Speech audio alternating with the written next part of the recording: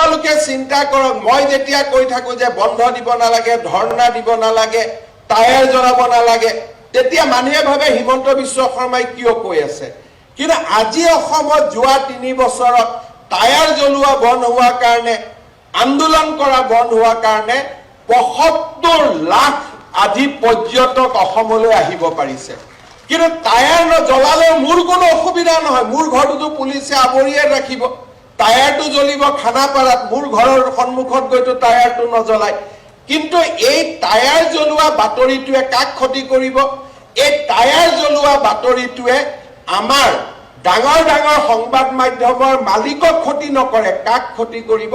কাজিৰঙাৰ জীপ চাফাৰীজনক। কাক ক্ষতি কৰিব? মানসত সৰুকৈ নিৰ্মাণ কৰা হোম ষ্টেৰ গৰাকীজনক। কাক ক্ষতি কৰিব?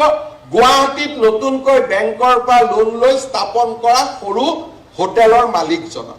এই যে কথাবিলাক আমি বিজ্ঞানসন্মতভাৱে বুজিব চেষ্টা নকৰো, এই কথাবিলাক আমি এইটো ক'লেতো হিমন্ত নম্বৰটো বাঢ়ি যাব।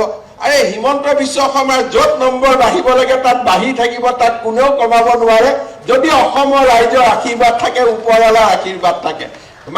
কোনো মানুহে কাৰো ডেষ্টিনি নিয়ন্ত্ৰণ কৰিব নোৱাৰে। আমি যদি ভাবো ইয়াক মই ডুবাই দিম, আপুনি নোৱাৰে, কাৰণ ডুবাব নুডুবাব ওপৰৱালাই নিৰ্ধাৰণ কৰি থৈ দিব। অসমৰ মানুহে নিৰ্ধাৰণ কৰিব কাক নামাব লাগে, কাক উঠাব লাগে। কিন্তু আমি যদি সকলোৱে সিদ্ধান্ত লওঁ যে অহা বছৰটোত অসমখনক আমি ওপৰত লৈ যাম, তেতিয়া আমাৰ অসমখন কিমান ধুনীয়া হ'ব পাৰে, আমাৰ অসমখন কিমান আগুৱাই যাব পাৰে, এই কথাটো আমি চিন্তা কৰিব পাৰো। আৰু অসমখন আগুৱালে কাৰ লাভ হ'ব? অসমখন আগুৱালে অসমীয়া মানুহৰ লাভ হ'ব। অসমত ৭৫ লাখ টুৰিষ্ট আহিছে। এতিয়া এই টুৰিষ্টবিলাক হিমন্ত বিশ্ব শৰ্মাৰ ঘৰত অহা নাই। এই টুৰিষ্টবিলাক আহি ক'ত আহিছে? আমাৰ নিবনুৱা যুৱক যুৱতীয়ে আৰম্ভ কৰা হোম ষ্টে, হোটেল, কোনোবা টুৰিষ্ট গাইড হৈছে। আপোনালোকে চিন্তা কৰক, মই যেতিয়া কৈ থাকো যে বন্ধ দিব নালাগে, ধৰ্ণা দিব নালাগে, টায়াৰ জ্বলাব নালাগে, তেতিয়া মানুহে ভাবে হিমন্ত বিশ্ব শৰ্মাই কিয় কৈ আছে।